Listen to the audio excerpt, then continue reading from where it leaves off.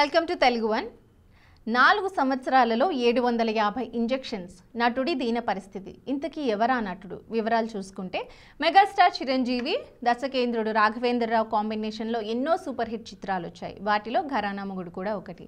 ఈ చిత్రంలో మొదట్లో వచ్చే ఫైట్లో వీరయ్య క్యారెక్టర్లో చిరంజీవితో తలపడి తనకంటూ ఒక ప్రత్యేక గుర్తింపుని తెచ్చుకున్న తమిళ నటుడు పొన్నాంబళం. ఈయన వెంకటేష్, నాగార్జున, పవన్ కళ్యాణ్, ప్రభాస్ లాంటి స్టార్ హీరోల చిత్రాల్లో కూడా నటించి తనకంటూ ఒక ప్రత్యేక స్థానాన్ని తెచ్చుకున్నారు. అయితే గత కొద్ది కాలంగా ఈయన కిడ్నీకి సంబంధించిన వ్యాధితో బాధపడుతున్నారని తానే స్వయంగా తెలియజేశారు.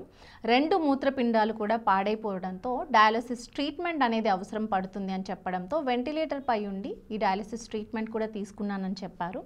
అయితే ప్రతి 2 రోజులకి ఒకసారి 2 ఇంజెక్షన్స్ ఇచ్చి బ్లడ్ డ్రా చేసి ఆయనకి డయాలసిస్ ట్రీట్మెంట్ అనేది చేయడం జరిగింది. ఈ స్థితికి రావడానికి కారణం ఆయన అధికంగా మద్యం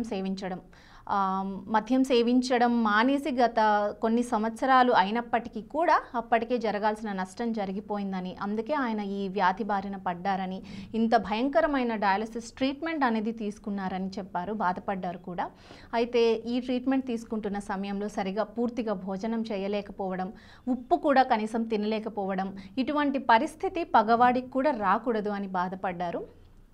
అయితే మన ఇండస్ట్రీ నుంచి చిరంజీవి, శరత్ కుమార్, ధనుష్, అర్జున్ లాంటి వాళ్ళు ఎంతో ఆర్థిక సహాయం కూడా చేశారని చెప్పారు.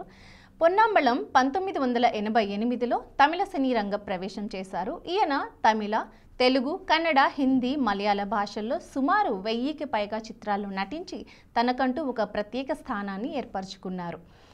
యాక్షన్ సీక్వెన్స్లో ఒంటిపై ఒక్క దెబ్బ కూడా లేకుండా నటించడం పొన్నాంబళం స్పెషాలిటీ.